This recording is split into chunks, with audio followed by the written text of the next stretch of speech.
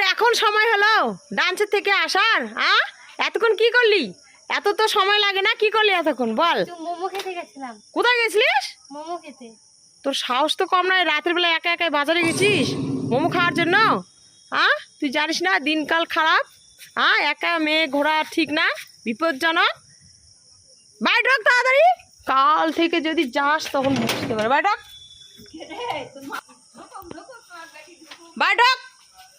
সাহস কম নয়, ডান্সের থেকে ফুচকা খাওয়ার জন্য গেছে। বাইরে ঢোক তাড়াতাড়ি।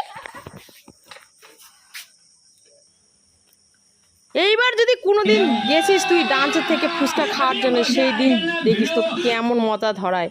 সাহস কম নয় তো? এতবার বলি টিউশন গেলে সোজা বাড়ি ফিরবি, ডান্সে গেলে বাড়ি ফিরবি, আর একা একাই দেউনেগিরি করা। বল আর কখনো যাবি এরকম? না। কি ম্যা করছিস? বল যাবি না।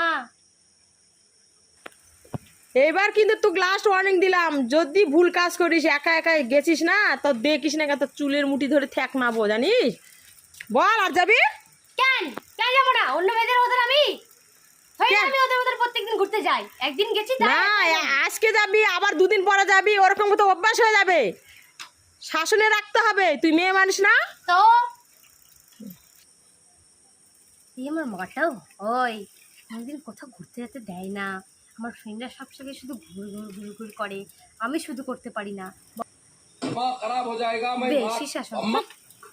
এই কি বলছিস রে ফিসফিস করে? কি বলছিস? কিছু না কিছু না।